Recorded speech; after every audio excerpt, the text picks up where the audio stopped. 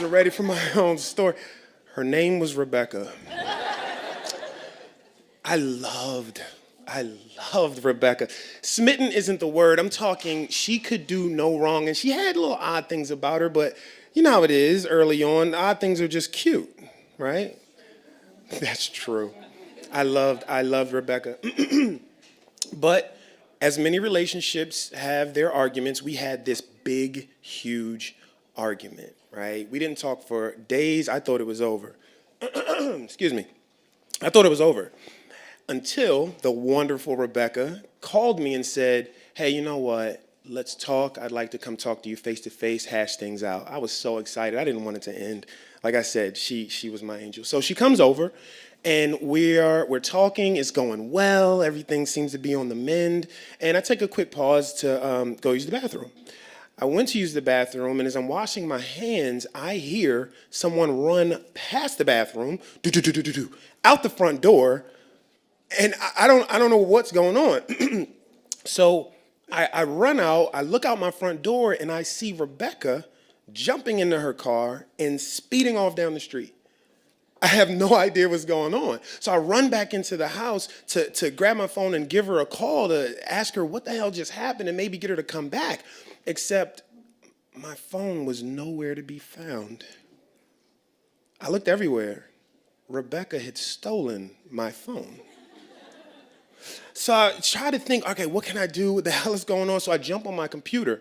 I go on my Gmail and I see that my buddy at the time, Rafiq, was on GChat.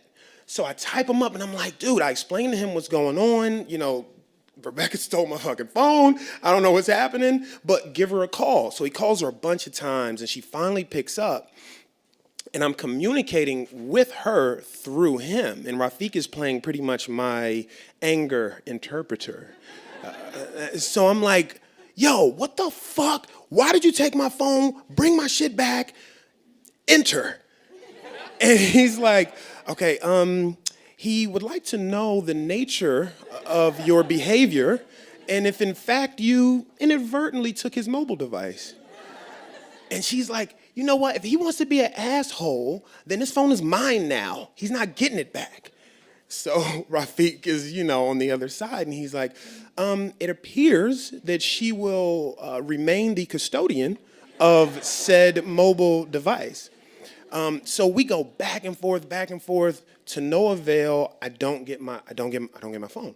A full day goes by, no phone.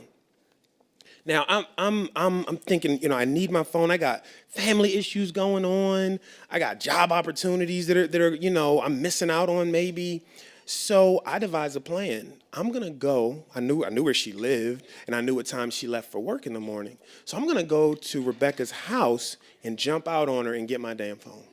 Okay? So I go, and I'm kind of like around the wall waiting for her to come out. Right on cue, here she comes. So I jump from around the wall. Ha! Right?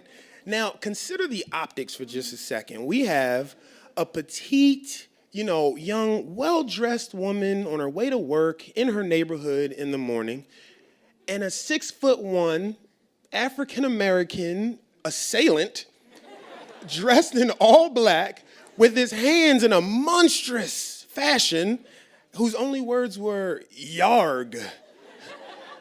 I realized in that moment that I hadn't planned well. And I could tell she knew it too, just by the look in her eyes. So I decided I should flee the scene before anyone comes or anything like that, so I leave. And I want to say about 3 days went by, and Rebecca had my damn phone. Rafiq was, calling it, trying to talk her down. I was emailing her, trying to butter her up. 3 whole days where she had my phone. I'm sure she was going through my text messages. Didn't find anything, by the way. I'm telling y'all, I was head over heels. I wasn't cheating on Rebecca. Head over heels for her. She didn't find anything. Looking through my texts, looking through, who's calling me, when they're calling me, everything like that. So she ends up finally giving my phone back. I had to go to her job, get the phone. It was a fucking mess. It was absolutely terrible.